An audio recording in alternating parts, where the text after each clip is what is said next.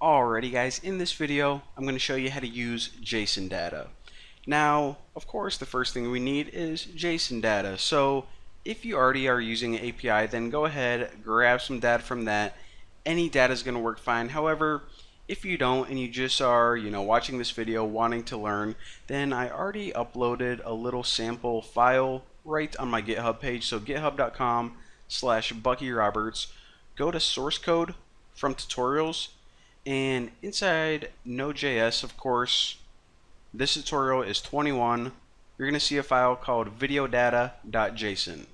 And you can actually just copy all this. Short little chunk, 50 lines of code. And go back in IntelliJ. And of course, we need to add this to our project. So where we want to add it is actually just in the main directory. So if you right click Megan or whatever your file name is, new file, I'm just going to name it videodata.json and paste this in there, and boom, look at that. And actually what I want to do is I want to make sure this is all formatted neatly. So anytime you want to, or if you ever copy code from the internet for, I don't know, maybe some example code you want to include, and you paste it in and it's all weird, like the tabs are messed up and the spacings looks funny and stuff, what you can do is you can hit Control A to select everything, then Control Alt L, and what this does, it reformats your code. It doesn't like change your variables or anything, it just pretty much spaces it exactly like it should be. So this is already good, so that's why that didn't change. Beautiful. So now that we have some kind of JSON data, let's figure out how to use it.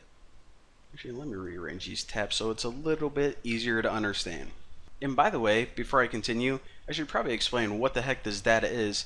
This is just data from the API that we're working on for my site, and it is just data about this appetizer section.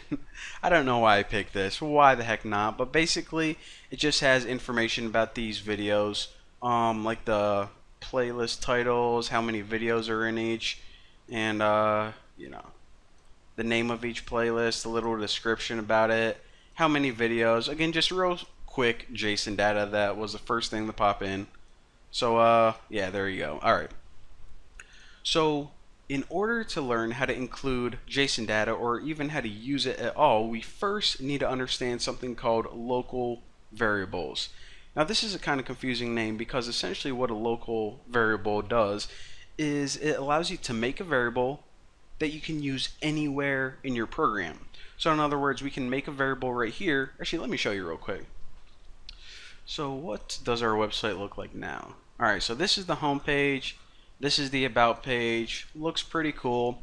And let's say that we had some kind of point system and we wanted to display my points on every single page. Well, of course, we don't want to make a bunch of variables that are just going to point to the same thing because it will be kind of a waste. So what we can do is we can make one variable and we can display it anywhere we want in our entire project. So I'll show you guys how to do that. So in your app.js, right under this line of code right here, you can actually stick it anywhere, it doesn't matter as long as it's after app.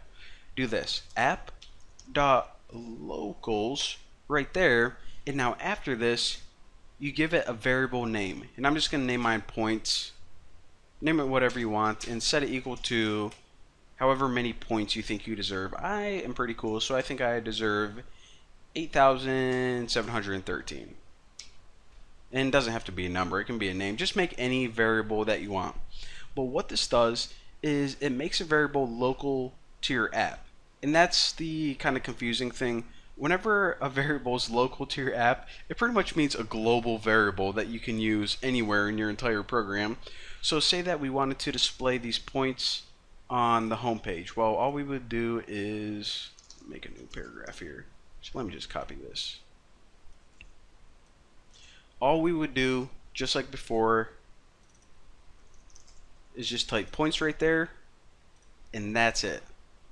So there you go, probably the easiest thing that you have ever been taught.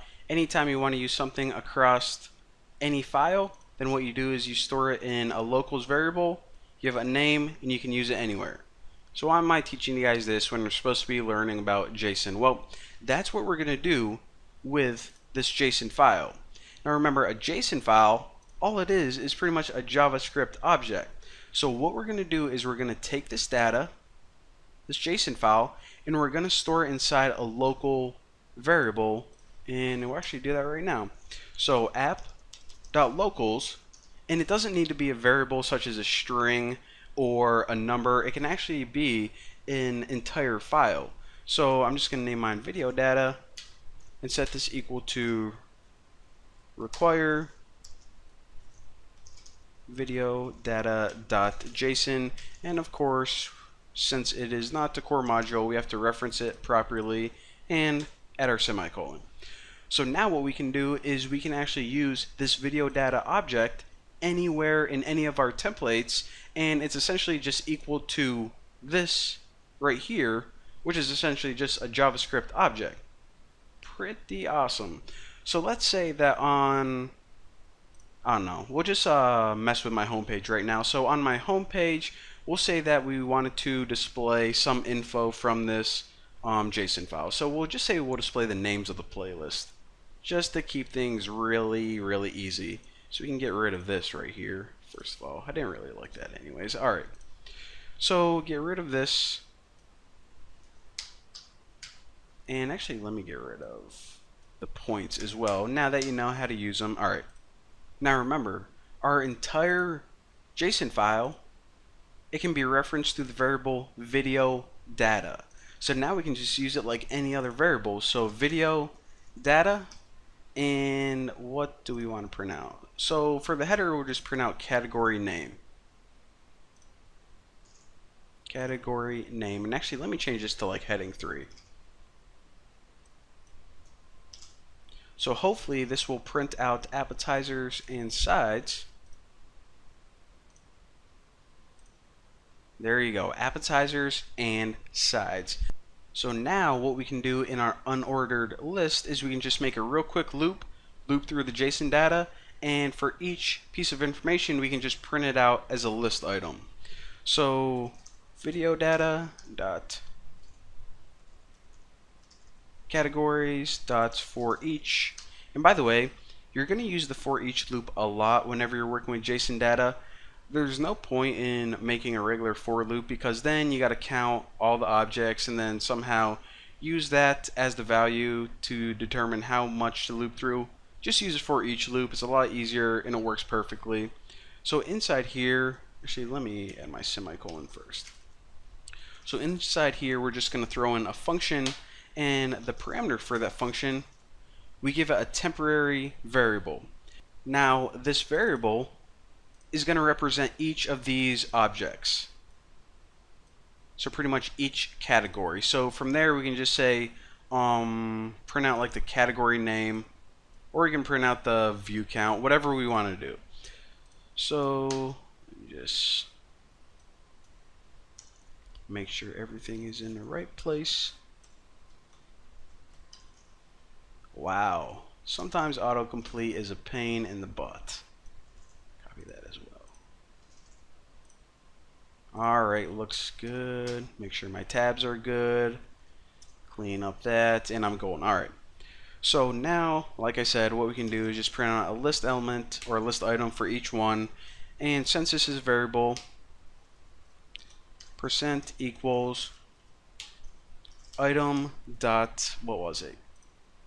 Category name.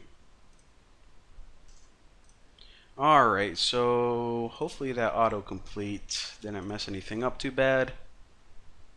And it ran my incorrect thing. I want to run bin www. Alright, looking good. So again, here is the main category, the parent, and for each of these playlists, app, side dishes, whatever, loop through the JSON data and put out each bit of information correctly. So there you go. As easy as that. Pretty much we import some JSON data.